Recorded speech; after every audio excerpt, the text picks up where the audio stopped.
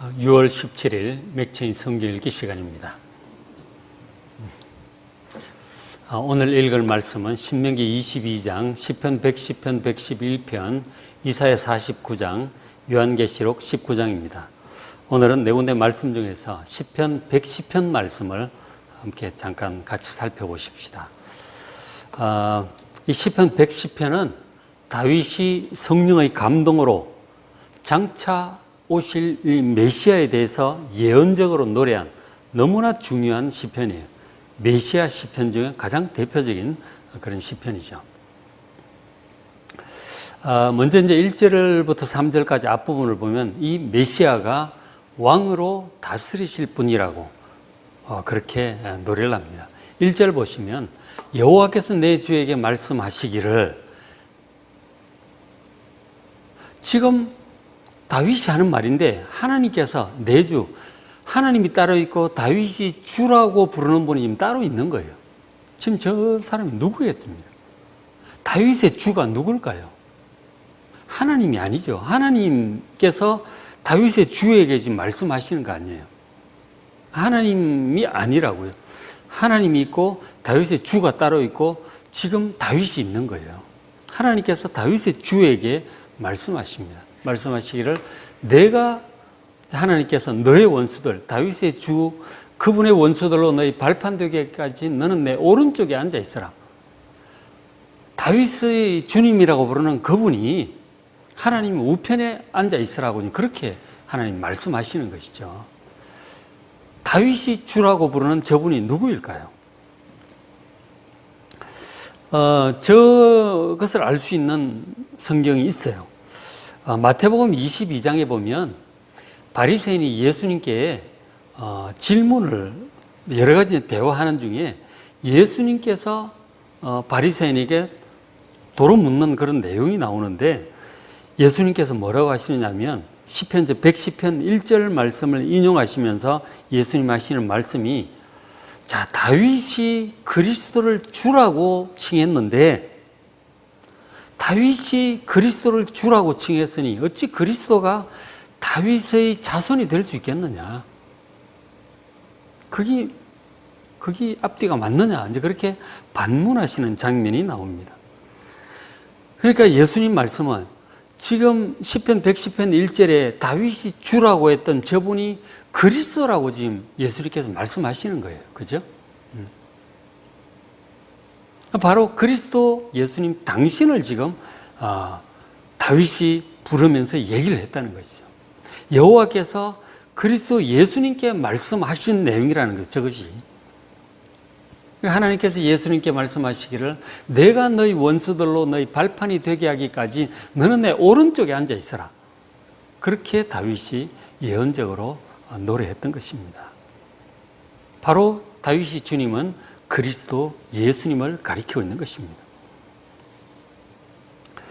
그리고 이제 우리가 사도신경을 고백을 할 때 부활 승천하신 예수님께서 하나님 우편에 앉아 계신다고 그렇게 고백을 하잖아요. 고백을 하는데, 그것은 예수님이 단순히 앉아 있는 위치를 가르쳐 주는 것만이 아니라 예수님이 하나님 우편에 가장 가까이 계시면서 온 세상을 다스리신 하나님 우편에 바로 앉으셔서 하나님의 뜻을 받아 왕으로 다스리고 시행하시는 분임을 말씀하고 있는 거예요. 하나님의 뜻을 온 세상을 다스리며 시행하는 위치에 있는 분이 하나님 우편에 앉아 계시는 그리스도라는 거죠. 그러니까 지금 다윗이 예수님보다 1000년 전의 사람이잖아요. 그 다윗도 그리스도에 대해서 충분히 알고 있었던 것이죠. 성령의 감동으로. 그래서 저런 시편을 남겼던 것입니다. 다윗도 선지자였던 것이죠. 그래서 저 시편 110편이 참으로 놀라운 시편이다 하는 것입니다. 자, 그래서 이제 2절에 보시면 여호와께서 시온에서부터 주의 권능의 규는 왕의 홀이죠. 왕이 가지고 있는 상징이죠. 그 규를 내보내실 것이다. 그래서 주는, 이 그리스도께서는 원수들 중에서 다스리소서. 모든 원수들 가운데 그리스도께서 다스리시도록 그렇게 다윗이 노래를 합니다. 예수님 초림 때도 그랬듯이 예수님을 대적하는 이 악한 원수들이 항상 많이 있었어요. 대적하는 자들이 있었는데 그 원수들이 많이 있었죠. 그러나 결국 예수님께서 모든 원수들과 사탄, 마귀까지 다 이기시고 하나님의 백성들을 구원하러 오셔서 결국은 하나님의 나라를 완성하실 것입니다. 이 하나님을 대적하는 모든 원수들을 주님께서 다스리시게 될 것입니다. 메시아가 참 가장 강력한 왕이기 때문이죠. 그리고 이제 그렇게 할 때에 3절에 주의 권능의 날에, 주님께서 다스리시는 그 권능의 날에 주의 백성들이 거룩한 옷을 입고, 계시록에 보면 흰 세마포 옷을 입는다고 했는데 백성들이 거룩한 옷을 입고 즐거이 헌신을 하니 새벽이슬 같은 주의 청년들이 주께 나옵니다. 새벽이슬 같은 주의 청년들, 그 청년들과 같은 즐거이 헌신하는 하나님의 백성들이 하나님의 나라를 완성하는 그 권능의 날에 헌신하며 그에 합당한 헌신함으로써 합당한 상급과 권세와 영광을 얻게 될 줄로 믿습니다. 그리고 또 말씀하시죠. 4절에 여호와는 맹세하고 변하지 아니하시라 이르시기를 너는 멜기세덱의 서열을 따른 영원한 제사장이라 말씀을 하셨어요. 여호와께서 그리스도에 하시는 말씀이죠. 왕으로 다스리고 원수들을 다스릴 뿐만 아니라 또한 그 그리스도는 멜기세덱의 서열을 따르는 영원한 제사장이라고 또 하나님께서 말씀을 하셨어요. 그러니까 예수님께서는 왕이실 뿐만 아니라 우리 모든 사람들의 죄를 위한, 죄를 해결하는 사역을 하시는 영원한 제사장이심을 노래하고 있습니다. 하나님께서 그리스도에게 그렇게 말씀을 하셨던 것이죠. 그것이 다윗이 알고 지금 이 노래를 남긴 것입니다. 자, 왕은 다스리는 자예요. 그러나 제사장은 역할이 아주 다릅니다. 제사장의 역할은 우리 사람들의 죄 문제를 해결하는 사람이에요. 우리가 사는 세상에 죄가 많고 우리 모든 아담의 후손은 처음부터 이 죄인으로 태어나기 때문에 많은 허물과 실수와 죄를 범하면서 살아갑니다. 다 영적으로 더러운 것들입니다. 그런 죄를 우리가 품고서는 거룩하신 하나님께 감히 나아갈 수 없습니다. 이 죄를 해결해 줄 중보자가 필요해요. 그래서 하나님께서 아론 대제사장을 세우시고 그의 아들들을 대제사장으로 세우시면서 그들을 통하여서 우리 하나님의 백성들이 죄 문제를 해결받고 하나님의 자녀로 하나님의 은혜를 입으며 살아갈 수 있도록 그렇게 해주셨어요. 우리의 죄 문제를 해결하기 위해서 세운 사역자, 하나님의 종이 바로 제사장들이었습니다. 제사장은 원래 레위 지파에서 나오는 사람들이고 아론 자손 남자들이 레위 지파 중에서 아론 자손들만, 남자들만 제사장을 했어요. 그러나 예수님은 레위 지파가 아니에요. 어떻게 예수님은 제사장이 될 수 있었는가? 바로 창세기 14장에 나오는 아브라함에게 축복하고 11조를 받았던 멜기세덱 제사장을 다윗도 언급을 하고 있습니다. 저것을 나중에 또 히브리서 기자도 언급을 하고 있죠. 히브리서 6장 7장에 보시면. 그러니까 예수님은 레위 지파가 아니고 유다 지파이면서도 제사장이 될 수 있었던 것은 바로 시작도 없고 끝도 없는 하나님의 아들과 방불한 저 멜기세덱의 서열을 따른 영원한 제사장이라고 이미 지금 다윗이 그렇게 노래하고 있는 것입니다. 그것을 히브리서 기자도 설명을 해주고 있는 것이죠. 어쨌든 예수님은 멜기세덱의 서열을 따른 영원한 제사장이심을 믿으시기 바랍니다. 그러니까 지금 예수님께서는 우리 죄를 위한 속죄를 십자가에서 하셨잖아요. 당신의 몸으로 친히 하나님께 제사를 드리셨어요. 그렇게 하시고는 부활 승천하셔서 지금은 하나님 우편에서 영원한 하늘의 성소에서 영원한 제사장으로 우리의 모든 죄 문제를 해결해 주고 계심을 여러분 믿으시길 바랍니다.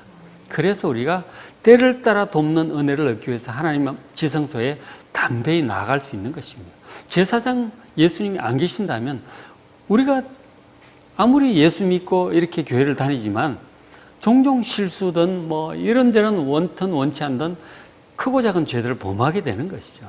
그럴 때 영원한 제사장 예수님께서 우리 죄 문제를 해결해 주시고 하나님께서 대언해 주시기 때문에 우리가 하나님의 자녀로 지속적으로 살아갈 수 있는 것입니다.